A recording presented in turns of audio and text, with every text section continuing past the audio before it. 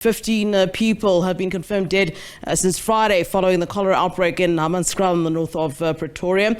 Government says it's putting all the stops to contain the situation to ensure that it doesn't spread to other communities. We are joined by the Deputy Minister of Health, Dr. Sibongiseni Dhlomo. Dr. Dhlomo, always a pleasure to see you. Thank you for joining us, sir. Good evening, Ms. Ledaba, and good evening to all your viewers. Yeah, Doctor, talk to us about, how you respond to the fact that we hear that the cholera outbreak in Hammanskraal has now claimed the lives of 15 people. What do we say?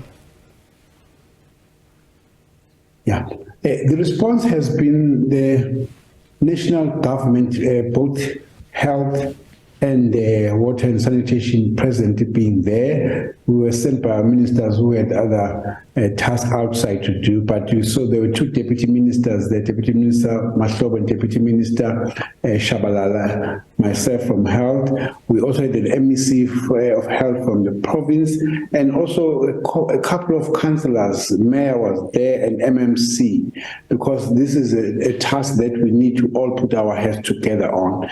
But then what happened, the DG was able to give us a national picture that says there was already one South African who's in Messina in Limpopo who also had visited Hammanskraal, and he is confirmed to have cholera in Messina. There's 6 other cholera cases in the Free State in Paris, and these 34 here in Hammanskraal. So the number is sitting at 41. Then we are correct. We have 15 deaths.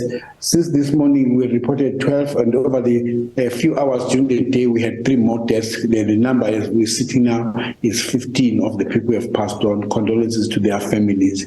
But this team that has come together is putting all issues on the place, because we as health will continue to receive patients for as long as the source and the intervention at the source of the contaminated water has not been identified and sorted out.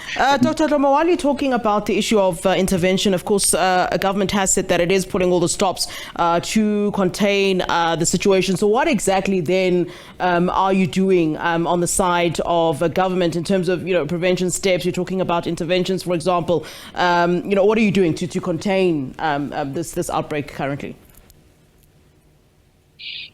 On one side, the Department of Water and Sanitation is to investigate and identify where is the source, because you have to stop the source so that we can record less and less patients coming into the hospital. So that part has kicked in, and while we're doing the briefing, Deputy Minister Mahlobo had to go out with the engineers and and some officials from the department to go and identify. They said there are 3 water treatment plants that are actually supporting this family. One supports the community. One is Temba, and the other ones, they mentioned their names, difficult names, but then they have to go and identify which of those 3 could be the source of the contamination, right? On the side of health, we are actually identifying as quickly as we can, and we have set up an alert to say every diarrheal disease must be treated as an urgent matter as if it is cholera, because we know cholera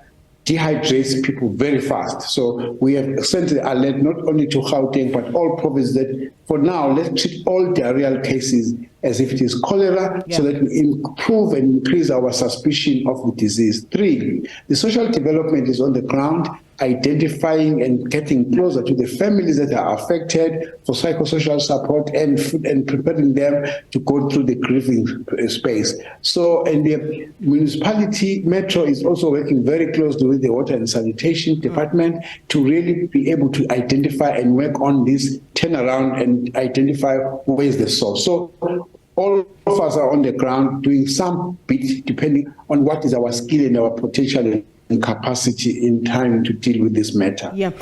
Doctor, one of the biggest issues that, have been complained about when we're talking, at the health, talking about the health department. I mean, just a couple of weeks ago, we were celebrating International Nurses Day, and, we had one of the nurses here on air with us, and they were talking about the issue of staff shortages, that, not enough nurses are on hand.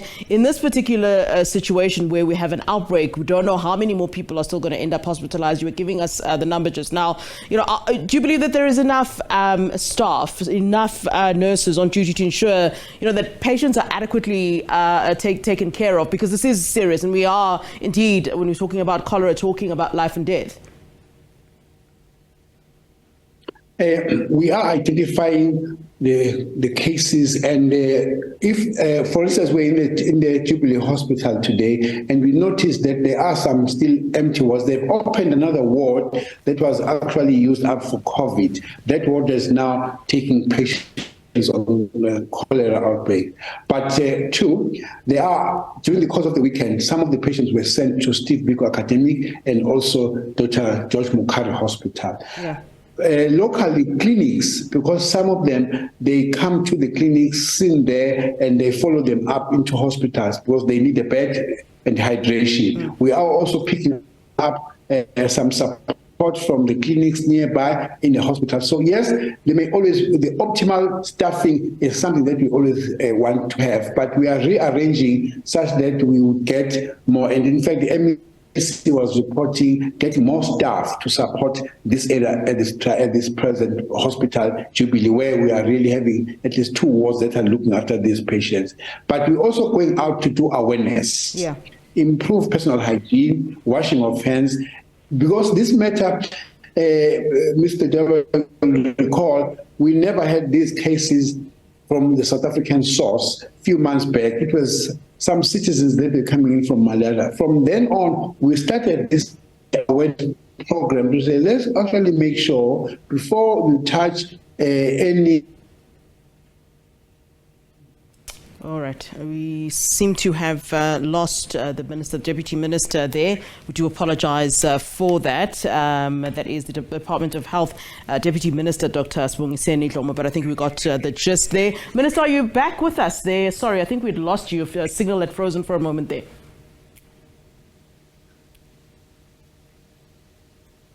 Yes, I don't know whether you can hear me, Ms. Ledwaba. Yes, I can hear you, sir. Continue, yes.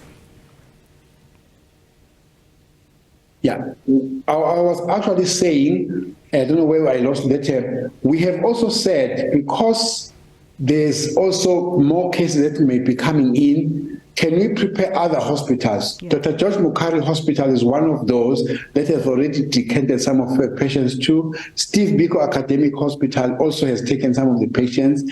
Some of the nurses in the local clinics also do support and assist. But yes, we will always want to have a bit more in the outbreak situation that we are facing, so that we will not be found wanting in terms of so the rearrangement of the support staff and clinical staff is something that will be prioritized. We were discussing that with the MEC this afternoon, so we will not lose that focus, because you are right, we don't know how many more cases may be coming in tomorrow or the other day. We hope there's less. Yeah. The 15 that we have confirmed dead and the 34 in hospitals are those that we can actually call. Maybe there may be more, but we hope that will be less and less, because there's intervention now from water and sanitation in terms of the treatment of those water plants. Yeah.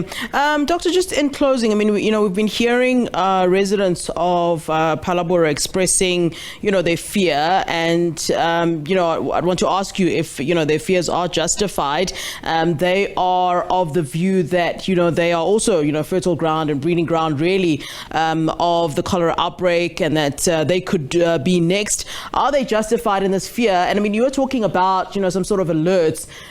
Should there be, concern indeed that it may indeed hit places like Phalaborwa? Will residents be warned, in time, as, they have expressed their fears at this time?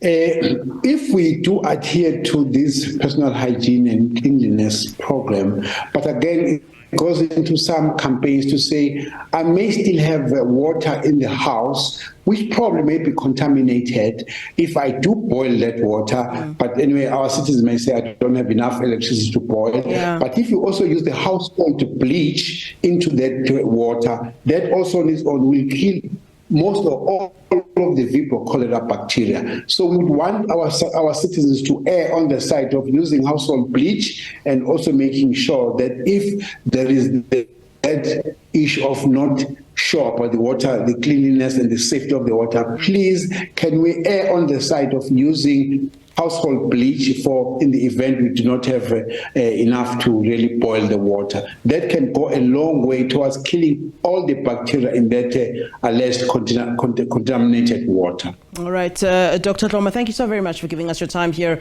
on SABC News. We certainly do appreciate your time, sir. Thank you very much, Ms. Leptawen. Thanks.